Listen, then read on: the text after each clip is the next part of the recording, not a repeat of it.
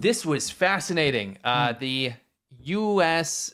House Select Committee on the CCP, which is basically a committee that comes up with ideas to put on the president's desk to say, this is what bad stuff the CCP is doing. Yeah. Just rolled out like 25 different acts. Yeah, it's positive. In a week. It's very positive. It's the biggest development, just like we saw that loophole thing. Yeah. With the cheap manufacturing. There's been an absolute metric ton of these acts, and I just wanted to show a couple of these. Okay. This act, I'll pause it here. This is the Restrictions on Confucius Institutes and Chinese Entities of Concern Act. So this is, I just want to read a little blurb from each one. This is amazing. Mm-hmm.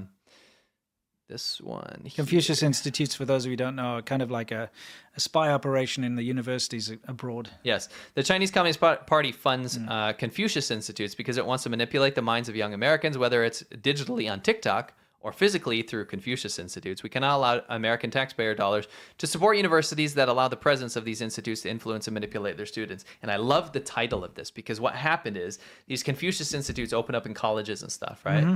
And then there are ways of getting CCP influence in the U.S. I witnessed it firsthand. Yeah, for sure. I had to go give a speech about our Conquering Southern China documentary at the University of Arizona. And when I went there, the Confucius Institute turned up. And when they turned up, there were some Chinese people sitting in the front row who actually got up and left. They didn't want to be spied on. They didn't want to be associated with, me just in case, because now their minders are there watching them. Right? And they also hijacked my speech multiple times, trying to interject their own opinions. Yeah. When I said the roads were very difficult in a certain part of rural China, but actually, no, they've developed new roads everywhere. I'm like, come on, I'm trying to make a speech here. Don't talk. They suck. And why are they spying on my thing anyway? Yeah, for sure. So the Confucius Institutes, what they do is they rebrand, right? Yeah. They'll rebrand to something else. They call it Chinese Language Association or something like that. And then all of a sudden they appear to not be under scrutiny. So I love this. It says Confucius Institutes and Chinese Entities of Concern Act. That can be an umbrella term that when they do rebrand, when they do use the freedom of the U.S. institutions to come up with their own organizations. And then get taxpayers to pay them. And get taxpayers to pay them to run influence operations potentially in America. Yeah. That can come under scrutiny now and Americans won't have to pay for that. I thought that was fantastic. Yeah, absolutely. There's a couple more that were really good. This was the Countering CCP Drones Act, which places the Chinese military drone company DJI on the FCC's covered list, thereby prohibiting future DJI models from being approved and operating in the United States. And this is the quote: "I'm proud to see the House take decisive action to protect Americans from the national security threat posed by Chinese military-linked drones flying in U.S. skies and spying on our neighborhoods. I urge my colleagues in the Senate to quickly take up the Countering CCP Drones Act and send it to the president's desk." I really hope that this means there'll be some competition to DJI because it's a fantastic product. Sure. It really is. It's the best drone you can buy. Consumer drone you can buy. Absolutely. But that's because there's no other competition. Yeah, I suspect that happened because it was able to manufacture so cheaply and there was probably a lot of stuff. Yeah, I mean, remember GoPro tried in the beginning with a lame drone? GoPro, come on, jump back on the horse. Let's see or something. Any other company. Let's anyway, see something good. There's a couple more GoPros of these. are great, by the way. Yeah, they're awesome. Decoupling from foreign adversarial battery dependence. So this is just trying to it says there is indisputable evidence that two CCP-aligned battery makers are deeply connected to forced labor and ongoing genocide in China. Yeah. These companies plan to build factories in the U.S. and thereby grow our dependence on the slave labor-tainted supply chains. Yeah. Absolutely. I think it's a good idea. Cut that off. Yes. What else we got? And the last one here I just wanted to shed some light on is the Biosecure Act. This is actually something I had spoken about in my genetically manipulated bioweapons video. I found some documents from China. They put out some theories or theses, basically, that the military did. A long time ago. A long time ago, back in the 2001 or something. Yeah. About talking about how to, maybe pursuing the idea that we should break some rules of war. They wanted to basically have genetically targeted bioweapons based on race. Race and ethnicity, things like that. Yeah. And I covered that and basically covered the whole genetic aspect of this. Which kind of makes it very worrying when you find out that those pregnancy tests were stealing the DNA profiles of all the women in America. Right. So these sending companies, them to China. These companies, BGI, Wuxi AppTech, and Wuxi Biologics, all pose unacceptable threats to national security. The evidence is clear to all the members. An overwhelming bipartisan majority passed the Biosecure Act, a bill to protect Americans' genetic data and U.S. firms to predatory CCP-linked biotechnology companies. The bill targets the Chinese military company BGI Genomics and CCP-aligned biotech companies WuXi AppTec and WuXi Biologics, and it codified the companies as foreign adversary biotechnology companies and deems them ineligible for certain federal contracts. Good. And that's fantastic. A lot of progress. Couldn't believe how much. I wanted to shed some light on the House Committee of the Select Committee to the CCP.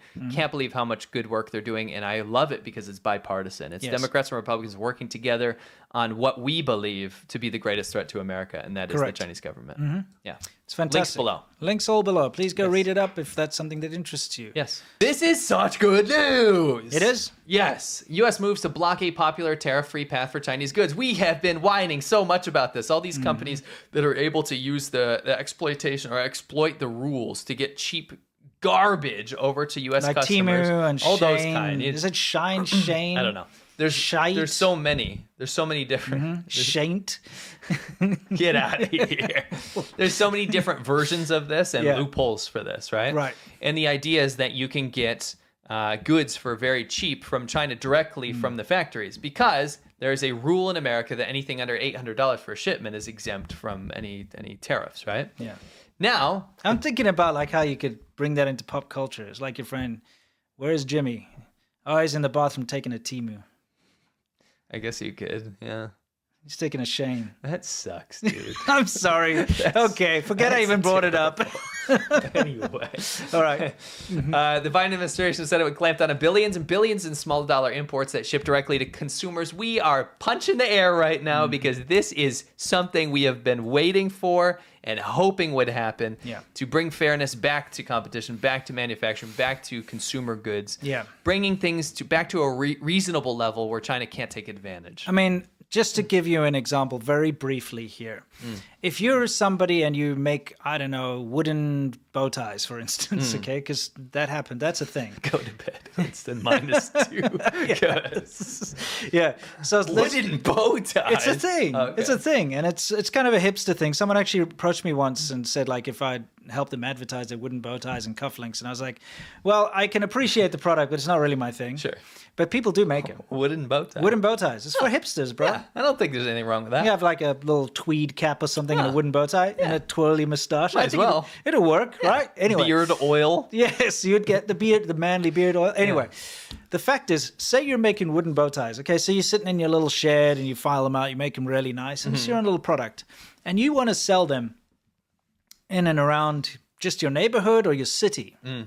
For you can set up your website, people can order from you, but for you to ship your bow tie, your wooden box, your wooden bow tie in a box, or even in a little envelope, it costs you more to send it to your neighbor down the street than a Chinese manufacturer gets charged to send whatever doodad they make from China to that same neighbor. Isn't that insane? That's unfair. This is the loophole that needs to be closed. And here's the problem, right? Say your wooden bow ties start taking off and people are starting to buy them. Yeah. A Chinese company... Definitely see that happening. Yeah. Yeah. I'm serious. A Chinese company is going to take that design, they're going to make it cheaper with cheap labor out of inferior products, and then they're going to sell it to your customers.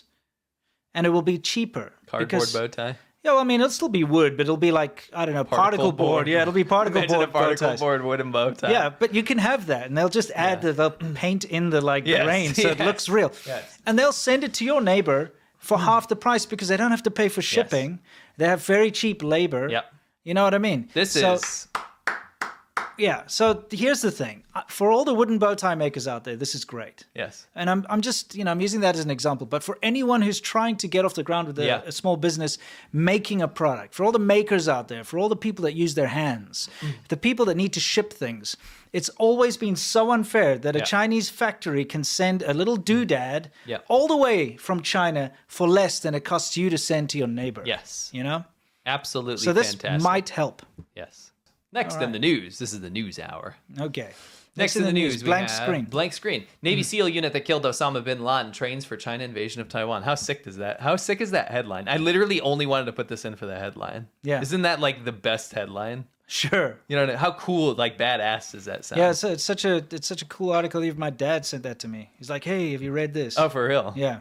Yeah. It's interesting. It sounds cool, doesn't it? And it is cool because here's the deal. China's always saying that it needs to be militarily ready to invade Taiwan by 2027. That is something they said. This is not like hyperbole. Right? So maybe the rest of the world should also be ready. Right. So maybe start training up just in case it happens. Didn't say it would or will happen. Yeah. But the intent is there, right? Yeah, Why not be 100% prepared in case of that invasion, right? Exactly. So what better unit than the U.S. Navy SEAL unit? That killed Osama bin Laden. Yeah, may as with well. his Casio watch. Yes, exactly. Yeah, I own you that have the same Casio watch. Yeah, I do. I didn't bring it today. No. To the office, but I might next time. And I don't own it because of Osama bin Laden. No. You know, I actually watch this. I watch a lot of watch content. Sure. 'Cause I like watches. You watch watches. You Yeah. like watches. You know, on eBay you have a watch list. Yeah. It's literally watches. Just watches. In yeah. my watch list. That makes sense. Yeah. yeah. Yeah. There was one guy I was watching, and he was like, "I just couldn't own that watch because of Osama bin Laden." I was like, "Come on, everyone's worn that watch." Yeah, it's something we had when we were kids. Yes. I had one when I was a kid. Huh? Oh Now that's not something you're expecting. no. That's kind of like it was too good. Boom. Huh? What? That's gotta be deliberate. Doesn't it look so deliberate? Whoa! Okay. Fail time. Whoa, that guy's surfing. That's like he's windsurfing.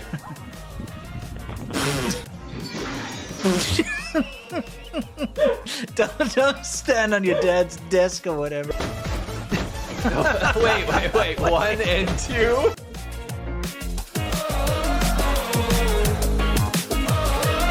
When I close my eyes, I can almost see it. When I take a breath, you fill up my lungs. And if my mind